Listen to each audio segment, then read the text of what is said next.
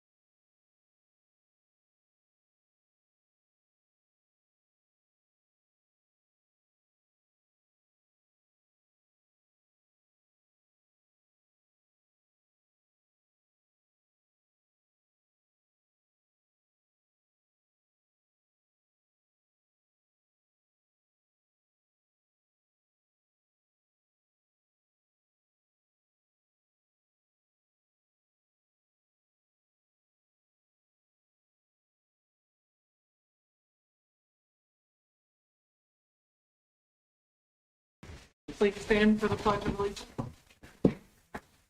Pledge allegiance to the flag of the United States of America and to the republic for which it stands, one nation, under God, indivisible, with liberty and justice for all.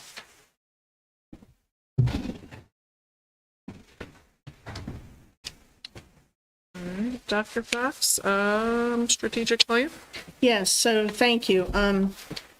What we'd like to do this evening is just share with you the preliminary process that we are proposing. You all have requested and asked that we revisit our strategic plan, come up and develop a new one, and have a year-long bridge plan to get us until that point. So what we want to talk with you about tonight is that process that's entailed. Make sure you're in agreement with it. If you have any concerns, comments, questions, we will amend our process to meet your needs. Okay? So just feel free. This really is intended to be more of a conversation. I know there's a formal presentation, but that's just to put thoughts on paper to make sure we're in alignment with what we're thinking. So just so that we're all on the same page in terms of what a strategic plan is, for us, it's defining that our vision for the future by asking a series of questions such as, where are we now looking at data points, looking at survey information? Where do we want to be in 5 to 10 years? What's our vision for our division? How do we get there? If we know where we are and we know where we want to go, what's the intermediate step there? And then what are we learning throughout the implementation? Because if you look at the very last line, this is intended to be a living, breathing document that guides our work. It's not intended to be something that we just put on a shelf and never look at. So it's a continuous improvement cycle. And so part of that is as you set these goals and you look at things, you either meet them or you don't. You go and you readjust and you are responsive to the data that you have in that system. It's also a way for us to identify systemic approaches to improving our organizational effectiveness. How can we become more efficient in areas? So when you talk about a strategic plan, it's not just about instruction. While that is essentially the main piece, it also talks about other areas like human resources and operations. We're going to identify measurable goals and objectives. And then we monitor, again, these actions and results that we get, and we make adjustments as necessary. So, each year as we present you updates on the strategic plan, it might be that part of the update is to revise a goal or a strategy or an objective because we may have met one ahead of schedule or something has intervened and we may need to change that objective. And then along all of this, as you think through, as we bring you drafts and suggestions, we have to be able to align the resources. So if we're going to propose an objective or a goal, we have to be able to support that with either people resources or monetary resources. So those are some things just to keep in mind as we go through the strategic planning process. So currently you have a strategic plan that was approved in 2019 and it runs through 2026. We have a revised one-year plan, which is just, I would say, in its medium infancy, maybe a toddler right now, because we're waiting on some final data from SOLs before we can move forward with that. And then over the course of this school year, I think one of the questions I need you all to respond to is, what is your preference? Some school divisions do, 2-year, 3-year, 4-year. You can do a 5-year or a 6-year plan. So if you guys want to think about that before we leave tonight, I do need an idea of whether you want to go 5 or 6 years with the plan or something less than that. And then the basic structure is you have your mission and your vision, which we have a good one, but as we do the committee work, it might be that we want to do some revisions to that. And then from that, in order to meet that vision and that mission, you have your goals, your objectives, and your performance indicators. And just again, so that we're all speaking the same language, this is an example, if you could, yeah, thank you. This is just a sample. There's a lot of different ways that you can craft strategic plan indicators so that you're using data to make your decisions. This is just an example of one. So say we have a goal of student learning, again, a broad goal, with under it, it would have some specific strategies. And again, the category here is an academic instructional category. You could have facilities, you could have operations, you could have human resources, you could have budgeting and finance. The objective would be a broad statement. By 2026, for instance, 79% of PCPS students will meet or exceed grade appropriate standards in the core subject of reading. And that could be measured by a variety of tools like the PALS assessment, SOLs, ACTs, dual enrollment progress, things like that. We would decide on those measures. For this example, we're going to use SOLs. And so the performance indicator would be that we increase the percentage of students scoring a pass proficient on the reading SOL. So this past year's spring data would serve as your baseline. And right now for the division, that baseline is 66% of our students. And that figure does not include growth. Okay, this is just the raw figure that's out right now. So then what you would do for each of your years when you have a strategic plan in place, you would show some kind of incremental goal based on that data point. So that each year as you're assessing it in 2023, if we got a 70.8%, we could say we didn't quite reach it, but we were there, or we exceeded it. And then you reevaluate your next year's percentages. So this is just one example of what I'm proposing as a data-driven strategic plan, where you have true benchmarks, and then each year you look to see if you've met those benchmarks.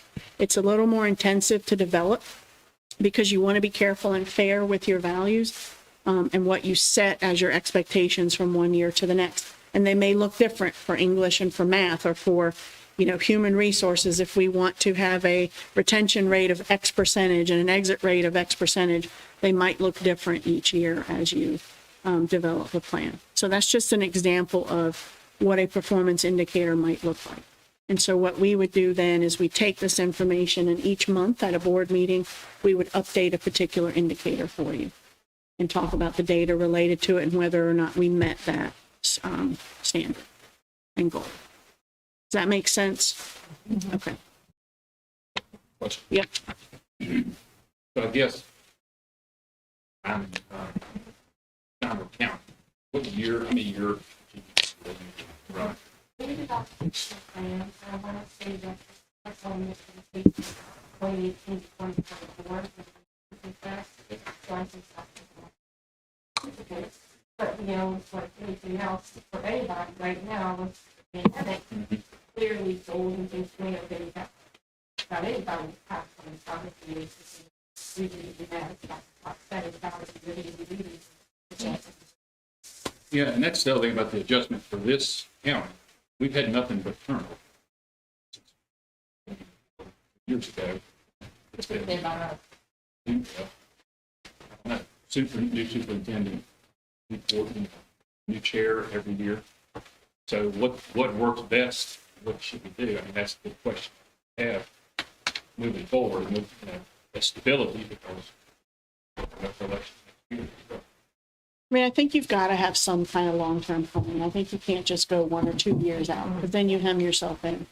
So you've got to have some kind of long-term planning, knowing that if it's a legitimate living, breathing document, that you come back and you have the ability to revise it as needed. But you have to have that mindset going into it, knowing that as things change, you have to be responsive to that and be willing to then, because this is a time-intensive process, so you've got to be willing to do that work. And it may not be that you do an entirely new revision of it. It means you may just amend parts of it. You have to be willing to know that that's okay to do that if you set a 5 or a 6 year plan. If you guys would agree with that. I was going to add, the leadership is in the middle of a study on trust, and a big component of that is continuity and expecting consistency. So I think that's the platform Dr. Fox is establishing, that we do feel confident in a 5 or 6 year process looking forward. Am I right that prior to it was 10 years, it was a 10-year plan? No, we had 5. That's capital. Oh, okay, We had 5 and 6, I think. Yeah.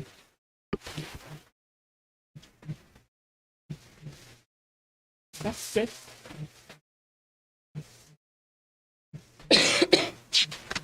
All right, Linda, if you could put the next slide for me. Thank you. So this is just, we referenced this year's sort of bridge to get from the old to the new. You all had asked for a 1-year plan. So this is a rough draft of those goals that we created when we were together at the annual meeting back in late July. So what we're going to do is those performance indicators are in development in terms of having some actual numbers to assess the progress. But these are the goals that we've tentatively outlined. I just wanted to remind you of this. We talked about it then. We referenced it at convocation. But we will tighten this up and bring this back to you for some input. But these are essentially, you're going to have one specific goal in each of those areas, and we'll look at that as we move through the year to assess it, and then at the end of the year be able to report out information on those goals. So it'll be a much more simplistic version of what we're doing for the larger one. This year won't look like a true full-blown strategic plan. We'll keep the one that's in play and then just revise these as the goals. Questions there? So the school,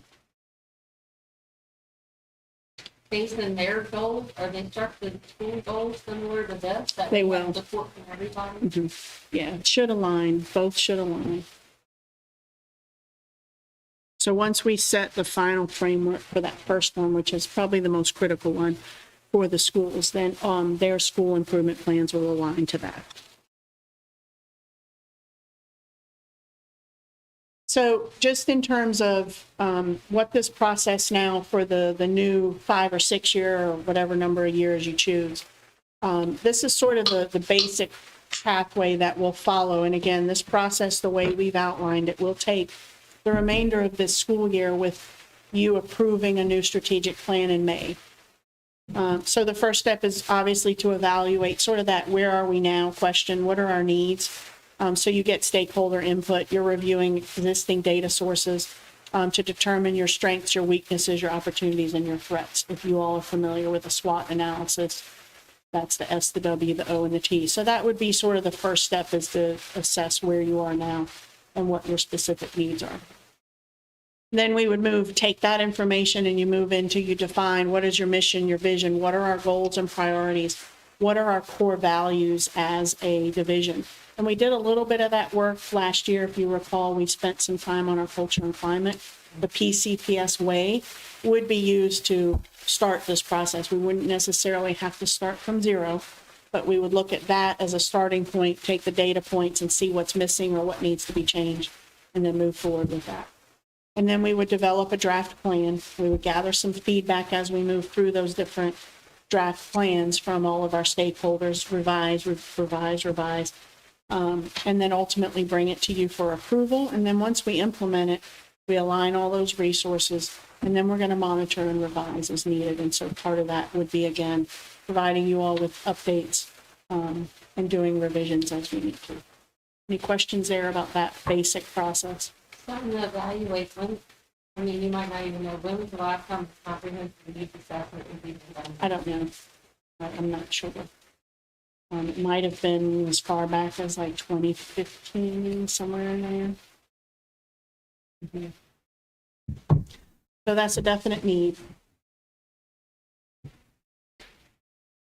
So in terms of stakeholder input, because that's critical to this process, it cannot just be us. It cannot just be central office. It can't just be principals. It can't just be teachers. We have to gather input from a variety of stakeholders. So initially, we would certainly put out a survey to gather information, and it would be a rather lengthy survey, or we break it up into parts because there's a lot of information that you need to garner from your community. And you initially start with a survey because then if you decide you want to bring in small groups and have like a World Cafe style meeting, you have to have some initial information to begin that process. So we're proposing the first step is that we would develop this survey to get feedback in September. We would deploy it in early October. It would be anonymous. We'd open it for 2 weeks, and then the data would be used at that preliminary meeting in October and November to start the process. We would develop, and I'll give you some more information, a strategic planning committee, and there would be some subcommittees involved there. We would then, as needed, decide, it might be, again, we might need a World Cafe type of meeting to meet face-to-face with people and invite them in rather than just getting survey feedback, or other types of focus groups or things like that with different stakeholder groups. And then again, some ongoing updates that would occur as we go through this process. So for you all at school board meetings, through our advisory councils that we have, PTO, PTA meetings, our administrative meetings, principals through their faculty meetings, and then other parent and community meetings that we might hold. Or like if we're doing a Title I parent night, we could certainly present information on the strategic plan at that point. So any questions there? Yeah, World Cafe is neat because it's very structured. It allows for specific feedback, and most parents like it because it has that structure to it. So in terms of a strategic planning committee, this would be where we would have all of this different stakeholder representation. There would be a requirement, a need to meet at least once a month. There would be subcommittee meetings. So ideally, you know, again, it's an intensive process. So there would be some folks who might have to meet twice a month. We would, because we have teachers on here and we need to do this for the most part during the day, we would have to have some expense in terms of substitutes for those teachers. We would, again, be providing updates to the school board, and then again, subcommittees would be doing some of that work in between the main meetings. So in terms of who's on that committee, this is what we're proposing, and I certainly would appreciate your feedback.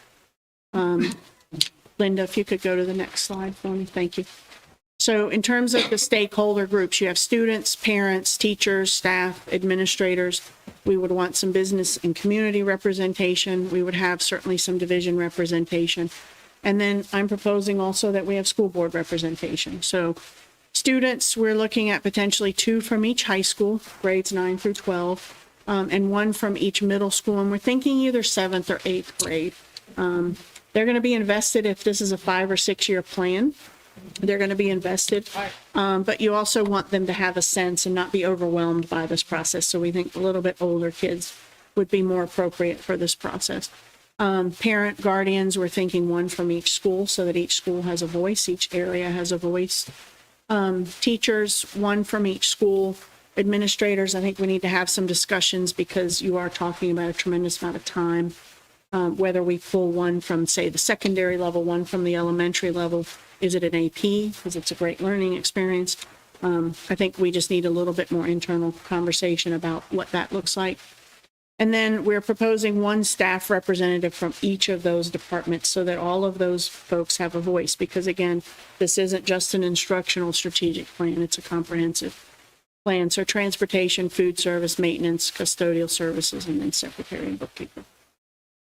And then business and community representatives, we're proposing a total of 5 there, and just from different avenues, so that you get not only your workforce development, but your folks that are invested in the schools in different ways, and then just some other folks who they know that school and education is important for the livelihood of Page County, period. And then 2 school board representatives, and that keeps us safe that we're not having a formal meeting. But those 2 folks would then report back and get input from the other 4 for these particular meetings, knowing that you would get full updates at your board meetings. So any questions, thoughts, concerns there? I really like this. And the fact that you're including not just in-house people, but students and community and businesses. That just opens it up like crazy. And that is really needed because there's so many misconceptions out there that this gives an opportunity to put it out there. Now, how the people representing what they share, we hope they'll, and I'm sure they will share it correctly. But I think this is a great idea. Well, yeah, thanks. I think they're critical to the visioning part of this as well, because they know where their business needs to go. Right. And in 5 or 6 years, they're going to want our students to fill some of those gaps. So we need to know what that vision is for them to be able to But predict it's it. the big picture of communication at all angles. So, One of the things that where I, the question to think about is the kids are powerful. They've been through our system. one of the- They've been, they've seen other parts of the state, yeah, the world. I think it's a good thing to bring them in. If that's possible. We can certainly look at it and find, there's probably a couple who, the time commitment, I think, is going to be the challenge for them. And it's going to be important that people continuously come, because if you miss one, you miss a big chunk of what we're trying to do and where we're trying to go with some. But we can certainly look at it. I'm sure there'd be some that would be interested in committing to that. Any other thoughts on that? Okay. So then in terms of a proposed timeline, I've already talked about September, we would establish our strategic planning committee. And then that stakeholder feedback survey would be developed. October, we would deploy that survey and we'd have our initial strategic planning meeting, because we could do that without that initial influx. Get ourselves established as a committee, because you got to do all that committee stuff. Make sure everybody understands the purpose of the committee and how we're going to operate and things like that. We could review the old strategic plan and look at some examples of new ones. So there's plenty that we could do prior to having that data source from the survey. November, we would meet and look at the feedback from those surveys. We would begin our vision and mission statement development. And again, that may move quickly. It may take a little longer. It depends. If we like the current one and we want to keep it, it'll move more quickly. Then we just bump everything up. December, we would finalize those vision and mission statements, and then you begin your development from there of your goals, your priorities, and your indicators. So again, step-by-step process in terms of where do we want to go, what are our needs, and then we begin to set those goals. And then in the new year, we would continue to develop those goals. That's probably going to take the largest amount of time. And then February, hopefully have a final refinement of those. March, they would review the final draft. We would present you with that draft plan, take your feedback, and then in May, hopefully, if all goes well, have a approved strategic plan to begin to implement with the 23 school year. Any questions about that timeline, suggestions, thoughts? And again, it's fluid, we can't predict weather. So if a meeting gets canceled, we have to do things on the fly. That may adjust our timeline a little bit, but we'll try to keep to that pace of knowing that we want to have a formal plan adopted in May. I know in person preferred, but like if you're administrators, you go out. Yeah, I think so. It just becomes a little bit challenging, especially when you have a group that size, to hear all of the comments. But there might be some ways we could, especially for those subcommittees. Like I see that being really relevant, because you're going to have a smaller subsect of that larger group. They could easily meet online for an hour and hash out whatever it is that they have to hash out to bring back to the main meeting. So that's doable. Or if weather, we may have to just do a virtual meeting and not have an in-person meeting or something.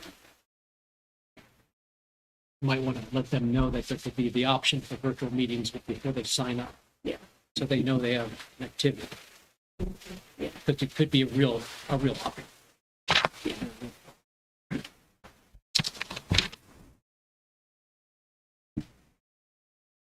And great. That one, good.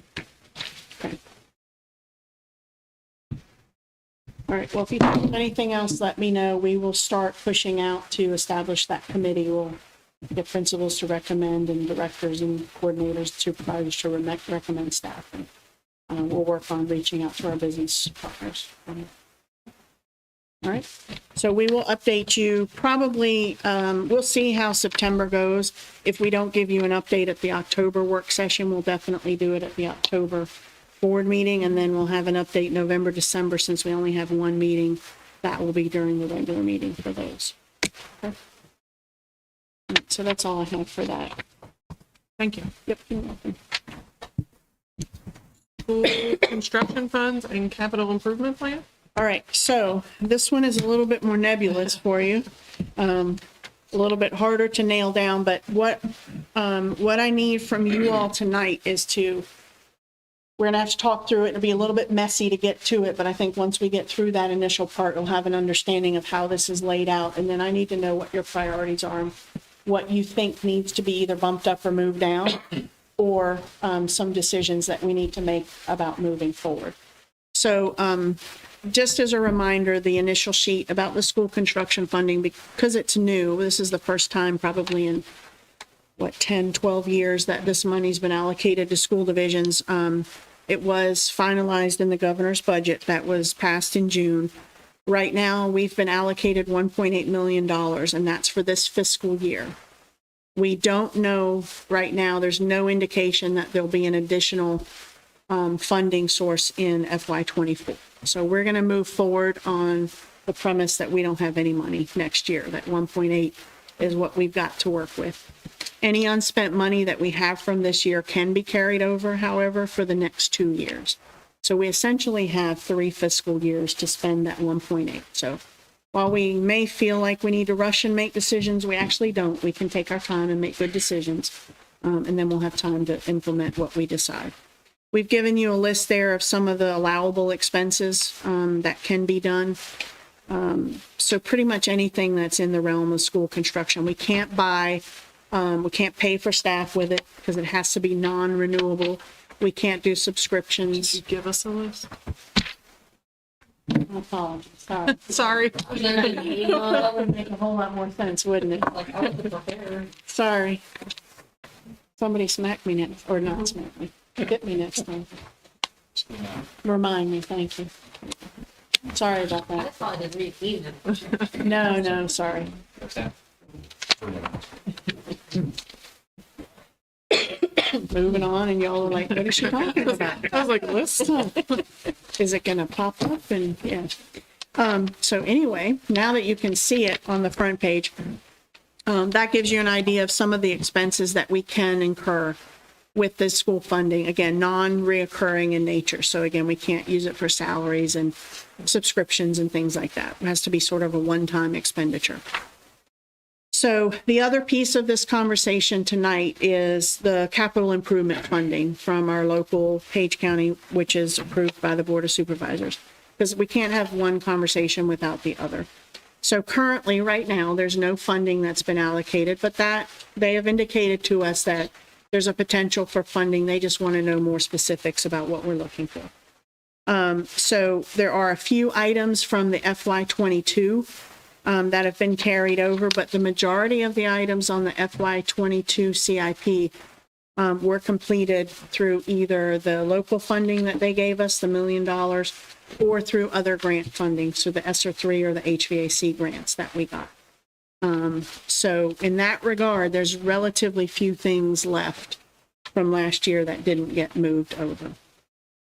So the spreadsheet that we've provided for you basically outlines, as we've met and discussed, and we've looked at budget requests from principals for school-specific items, things that have popped up over the last couple of months. This is a list of those various items, and the way we have it structured right now is by school.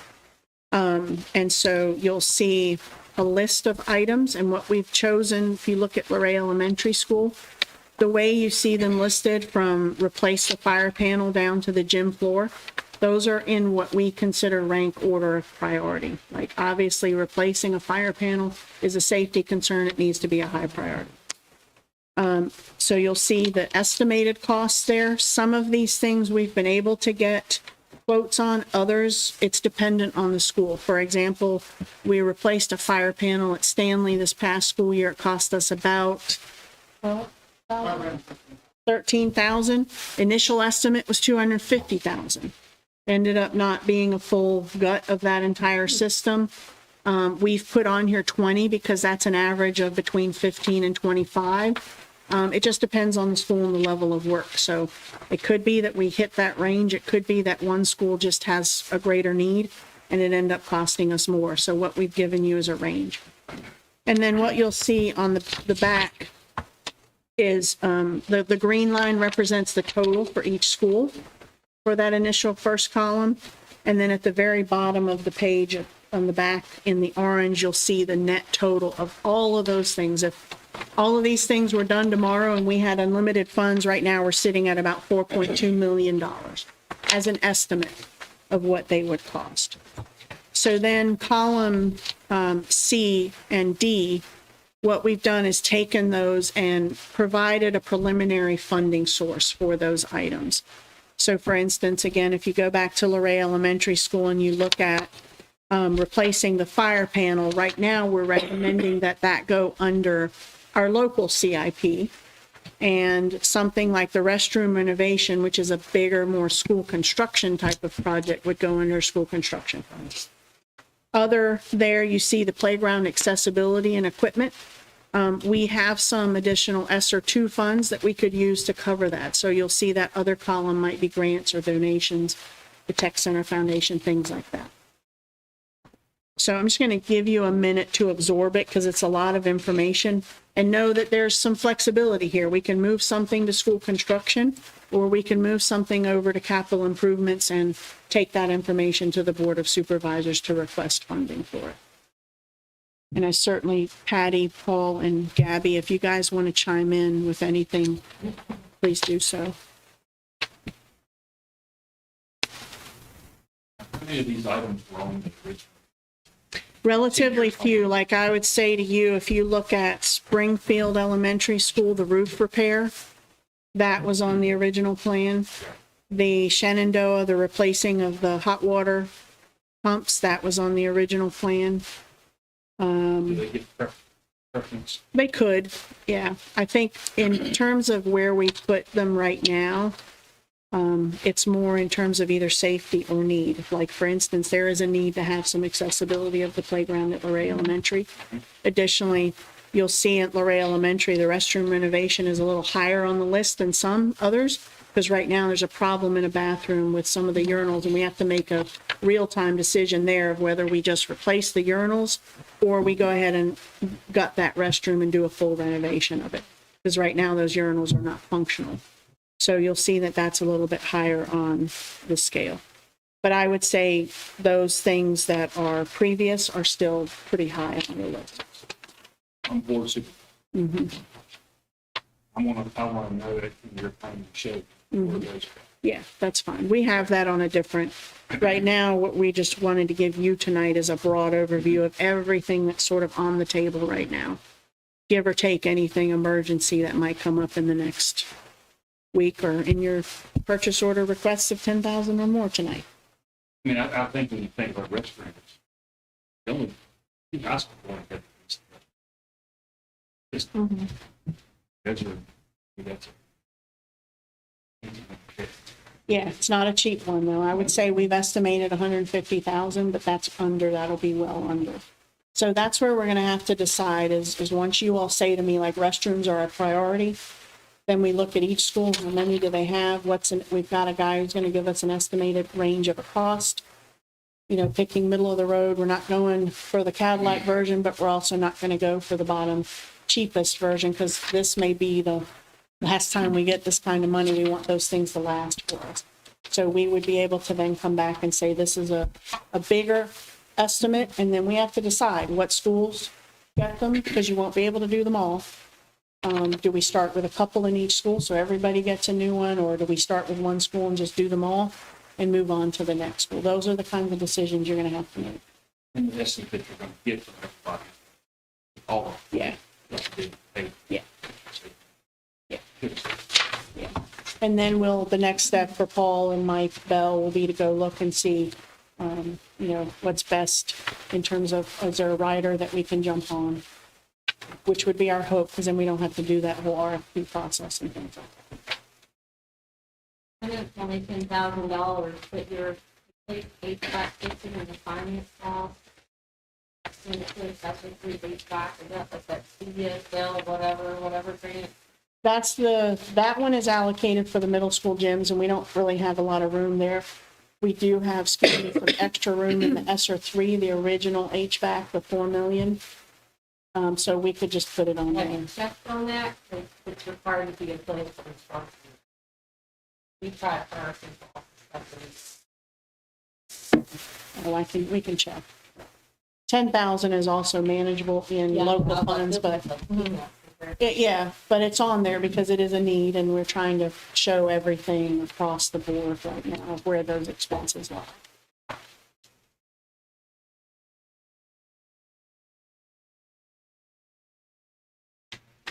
What's the process of determining? Our decision or just recommendations from you guys to approve it? Well, I I know think, we got to approve it yet. yeah, I think initially, if you're in agreement with sort of the structure of this and the placement of these items, and if this is something you want to take 2 weeks to look at and come back to us on the 22nd, we need to know that if we move forward with the restrooms as a priority and do that work, that you're in agreement with that work. Because it's going to take a little bit of time to do that, and it's going to be some legwork on staff's part. If it's not a priority for you, we want to push that work down and put the other things up ahead of it, so. So how much did we get in this state construction? 1.8. 1.8, but this Do you is, have like Yeah, so we're going to have to make some decisions. $700,000? But I think, again, it's going to come down to if you want a restroom and you want that as a priority, we have to see the exact costs of that now. And for one school to renovate 8 restrooms, you're looking at a lot of money. So then we have to make decisions about, does that school get it all, or do we spread it out and we do one here, one there? Those are going to be the hard decisions. Or we say to the Board of Supervisors, here's where we'd like to go. We can fund this much of it. Can you all support this much of it? But we just have to have those conversations with them. And they want more specifics, which is fair enough. I get that. To be able to move forward. So right now, tonight, we need to know from you is essentially priority wise, are there things that are jumping out on here to you that you want us to make a priority and move up a list? I have a question on the Johnson Control Project. How close is that how close is The that? $4 million? To be, no, how close to completion? Oh, how close are we? About 30. Really?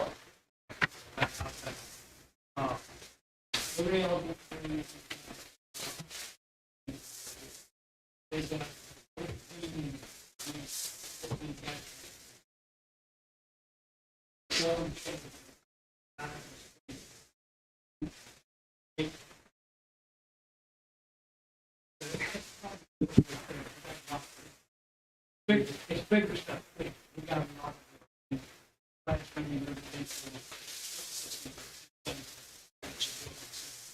I don't want to say that.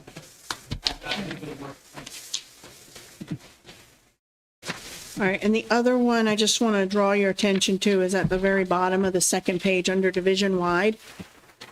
What I would like to, when we finalize this and take a version to the Board of Supervisors, is have a yearly amount for some specific things. So under division wide at the very end, you'll see a technology replacement, a bus replacement, vehicle replacement. We feel like it would be fair to take one of those 3 things each year, because those are just ongoing needs. If we don't continue to replace buses, we're going to end up not having a fleet that's manageable or serviceable.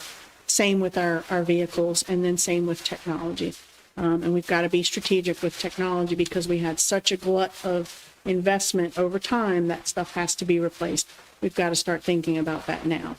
And so that money is not coming from the state. We're going to have to figure out how to manage that. So if you guys are in agreement with that, that would sort of be a given, that every year we would have those amounts on the 10-year plan, obviously increasing a little bit over time, with the hopes that each year, even if they couldn't fund the full CIP, we could at least maybe get enough for a bus or a car or some technology replacement that year. Does that make sense? And then the facility study that you see on there, I'm bringing that up because I'd like to know your thoughts on that. But given that we haven't really had a needs assessment done of our buildings, and we have some severely aging buildings, I would like to recommend that we use some of our school construction money, because we can do that, to conduct a facility study. And that's a pretty intensive process where you would hire a company to come in and they do a top to bottom assessment of each building. And they provide you with information about safety features, air quality features, structural concerns, classroom updates, and they give you a plan of these are the things that are priorities in terms of needing to be fixed or renovated. And then we take that information to build out a more constructive CIP plan. So that's something I need you to think about, because it is a chunk of money, obviously, to invest up front. But I think what you get on the back end is a tremendous amount of information to help us make more better decisions down the road in terms of looking at our infrastructure of our schools primarily, especially with some of them aging. We need to know, do we renovate them? Do we modernize them? Do we have to talk with the Board of Supervisors about possibly rebuilding a school? But we don't have that. We need that real information from a company that specializes. It seems like a lot of money. It is. We talked with a superintendent from another division. They had 11 schools that they did. It cost them $75,000, but they feel like it was well worth the money with the information that they got back. And we can provide you with more in-depth to show you what that information was. I just want you to think about it. It's on there as a possibility for long-term planning to get the information that we need to make those decisions. And we can use the state CIP funds for that. Has the town of Shenandoah been in touch with anybody in the system about a water leak that they're having back in school at 3rd Street? Have you heard anything, Timmy? Well, right, well, long story short, I had checked in to the town because anything on the outside of that wall, the town needs to take care of. And they did, mowing and weeding. But then I was sent pictures of sidewalks on the outside of the wall. And there are some bad places. Well, I asked the question, so who owns the sidewalks in Shenandoah? Well, VDOT does.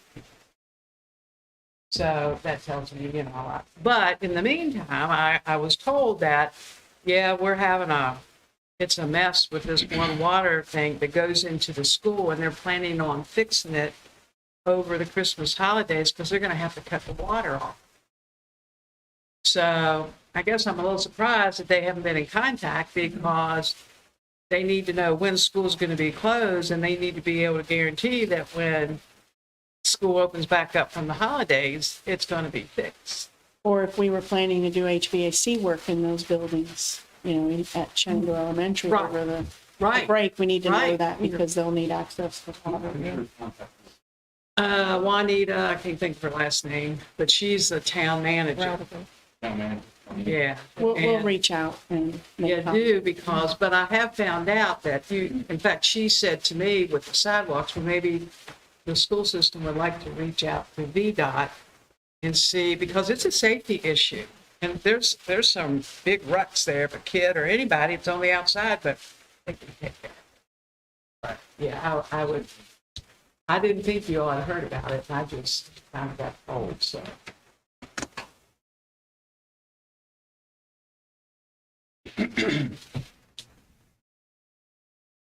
So lots to do. never enough money. This is certainly just the tip of what needs to be done or could be done, but these are the things that have moved up the priority list for us in our discussion. So I just need some feedback from you all, whether it's tonight or if you have questions over the next couple of weeks, because we would like to prepare something to take to the Board of Supervisors. I would say sooner rather than later, but want to be able to give them information that is informative and not estimates and things like that. The containers for storage at the tech center, is that for stuff that's in the hallways? I had a meeting today, and one of the meeting is with the fire department. So is that from the fire safety inspection? They mentioned that there were containers needed because of paper and stuff being stored in the hallways. No, this was more for example, in the engine repair. Okay. He has in his shop, he has small engines that the kids work on. That unit of study is usually done by November. He has to then leave them in the shop because they don't have anywhere to store them. Ideally, they need to come out of the shop so that they free up that space. The kids aren't messing with them. And then he brings them back out for the next year. So it would be electricity needs storage for building materials and supplies, engine, the auto body engine repairs, and the welding. Okay. So It's I'm not something with sure what fire. that is. Yeah, it has to do with fire safety, I know, and they said something about paper and other things being stored in the hallways, that there might need to be additional space for storage. We'll check on it. I think they definitely have a need for storage over there. They've been asking for the containers. It is one of those things that's high on our priority list. They have a cement pad, it's complicated words, already there. So the only problem is it can't fit a full, when you think about a truck and the containers, it needs to be a little bit smaller than that. Otherwise, we have to spend money to extend the concrete pad that it would sit on. So Connex has been recommended as the name of a container that has the different sizes, but it's come up multiple times. It's definitely a need. So, and the expense is not huge for it, but we put it on here, again, just so that you're aware of the different needs that each of the buildings. You take some clothes and plumb the building room. That's the room next to the welding where they have the bays. If you look next to it, there's an open to close that in. $250,000. Primarily because of the plumbing there, to get a bathroom put in there. We can close it in and use it as a classroom for about $50,000. Yeah. But to do it right and include a restroom down there, I would say we need to do it right. Yeah, I was thinking of the first thing you said. And that is a partnership with Merck that my understanding is a couple of years ago, they said they would be willing to help. So we want to move that project along. We would re-engage with them to see how much they would be willing. The foundation obviously would be willing, but is that something that we want to use part of the 1.8 million to go ahead and get taken care of? And that's the decisions we're asking and putting before you all. We got to prioritize 1.8 million. That's the hard part because all of this matters. And you have the lights for the fields, they're Title IX concerns. Yeah, so the things that you see in red, there's a couple of things on there in red. In my mind, those are non-negotiables, like we have to act on those. The softball lights, we're probably actually going to bring you a purchase order to go ahead and move on those because we have to have them ready for the season, which begins in February. And if we're going to get those done, we've got to start that now. So the couple things that you see there in red are sort of non-negotiables in terms of we think we need to go ahead and move on those. The replacement of the water treatment plants, those two on there, those are near end of life. We could delay them, but the problem is we don't know then if we delay a year or two, are we going to have any additional money to do them? So because of the uncertainty of that, we're recommending that those go ahead and be done because we've got to have, those are a requirement by law. We would then not have water at 3 facilities.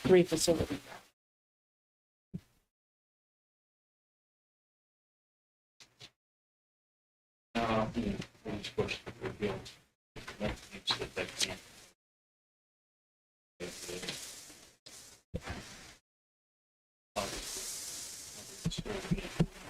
No, I think that is one we could maybe be a little more risky and see if we can get another year or two out of it, or if there's additional funding that comes our way. Which one's that? Roadkill. Roadkill. But your one at Page Middle, that's an absolute must, because that serves both the middle school and the high school. Yeah, yeah. Roadkill is one that expect that question.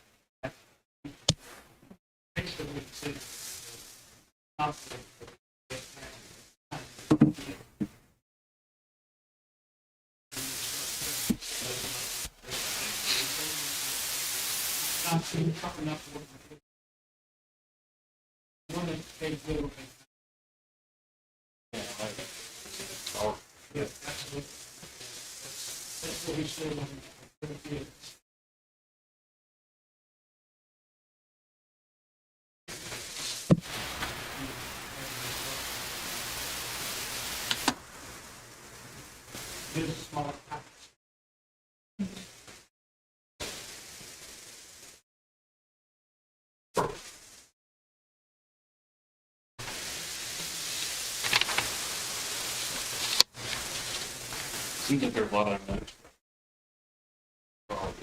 No, I mean, I think if you're in agreement with this general outline, we'll keep going with it and keep teasing it out. If there are things that are like missing or you've had concerns brought up, those are things we need to know. If there are things you say we want to wait, like we've put painting obviously at the very bottom, but painting matters, the aesthetics of the building, that matters. And over time, if we don't take care of that, then it's going to lead to more structural damage that we then have to fix and replace, or it just costs us more money. So that's why painting is on here, not just because we want it to look nice, we do, but we also need to do some preventative maintenance on some of these spots. Like you can look at Ray Elementary, if you look outside, the, what's it called underneath the roof, stop it, thank you. You can see there's some definite need there to have that repainted and redone, just to save that, so we don't have to end up replacing it. You get to work about plumbing, well,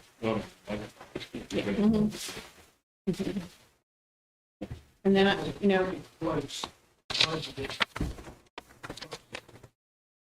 and stuff that. and we've talked about the expansion at the tech center. In an estimate right now, your health sciences building, 2016, that was built, it was around 250,000. So if you want to build something of a comparable size, you're looking at a minimum of 300,000, minimum of around 300,000 there, if not more. It's only going to continue to increase. It seems like the way things are going. Yeah. I mean, that's something that I've been working with business some. I mean, that would people putting it. And the board of supervisors, really, I mean, if you want to expand the tech center, that's the board of supervisors.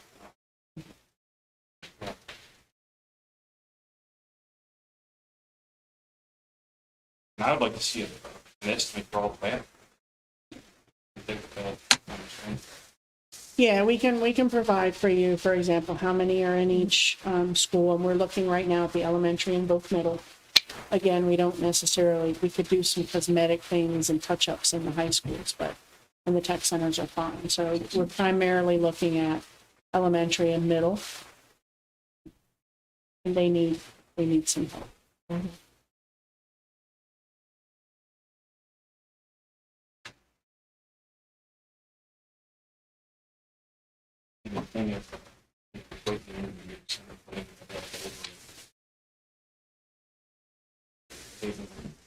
No, I think that's part of the conversation when we go back, is to look at all. September, October, once the audits are complete, we should have. Mid-October, so then we'll probably get this report, I would say. One of the things to keep in mind with the bathroom project, Mr. Williams and I met with a gentleman last week, and we forwarded the Ray Elementary and Page Middle, just to give him a couple of looks at examples of what we're dealing with.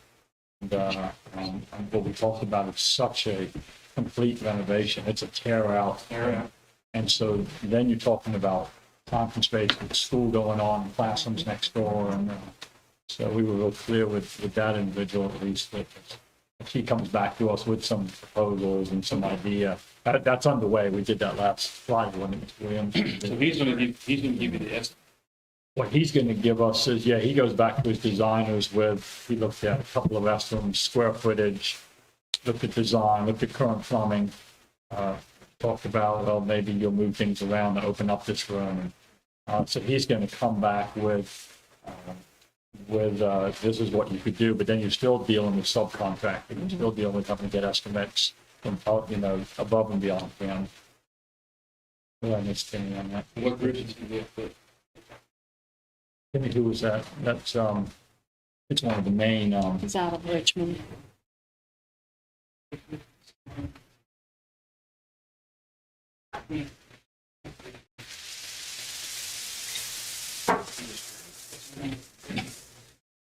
we just thought we had to start somewhere with the size of the room. It's a little bit breathtaking when you take them into what we think of as one of our newest schools. And he looks at us and said, this is 60 years, it's an original, it's amazing, it's still functioning. And it's eye-opening when you think of it that way, that, Page Middle, Luray Elementary, 1960 buildings that are, I told him, I said, before the high schools were built, these were two of our newest buildings.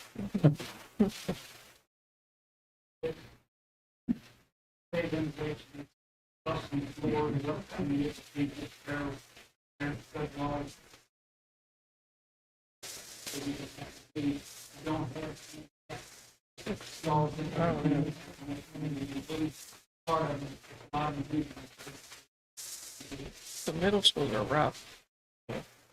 They're rough. And I think another thing to think about is, that's going to be a significant investment of money.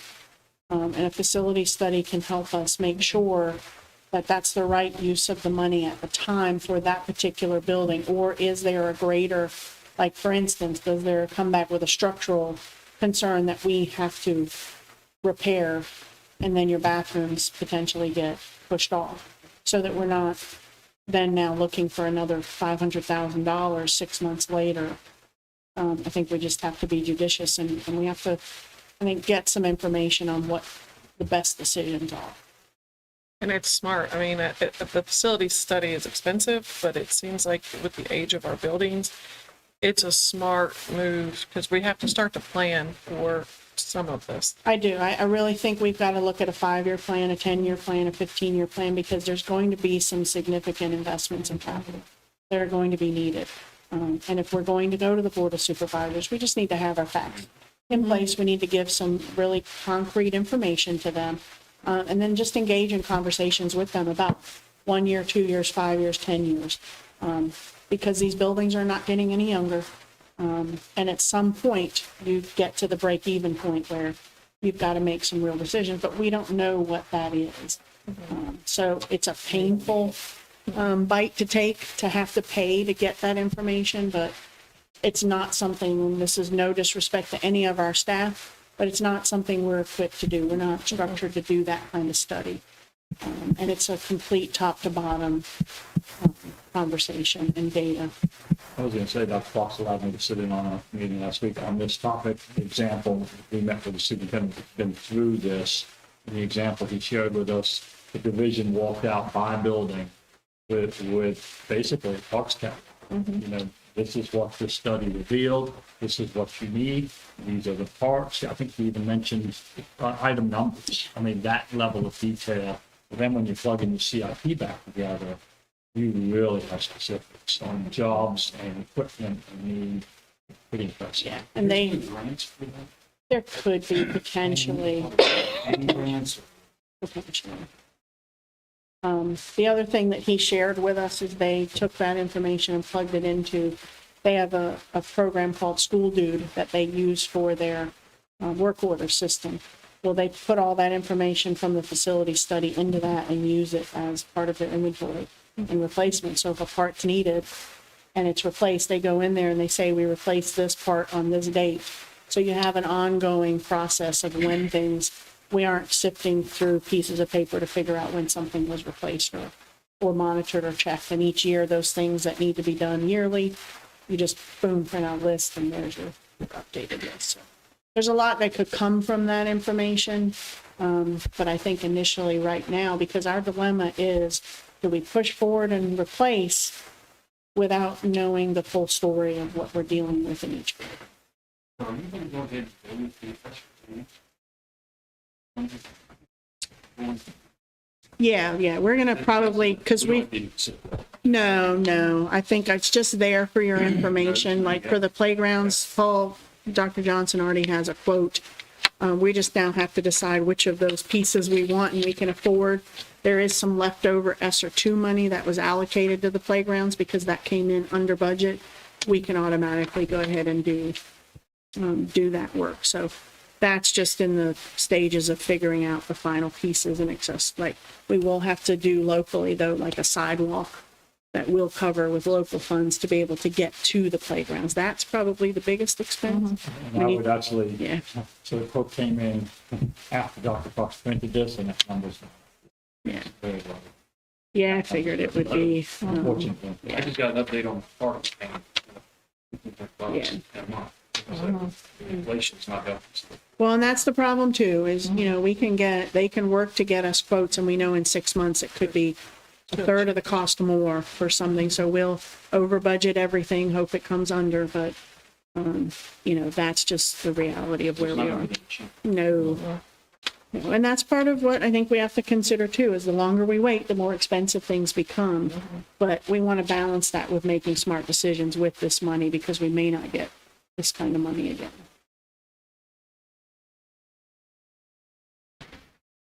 All right, so we'll keep plugging away. If you guys have questions or you think of something, whatever, just let any one of us know so that we can use that to inform this. Okay. Thank you. Thank you.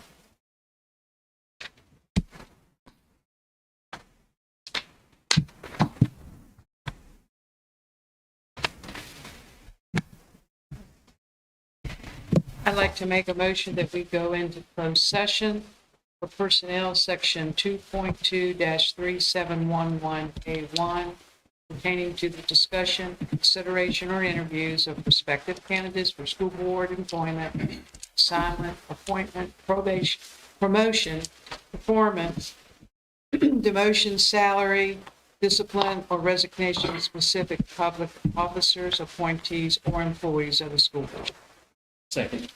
A motion by Mrs. Sullivan Smoot and a second by Mr. Painter to go into closed session. Yes. Yes. Yes. Yes.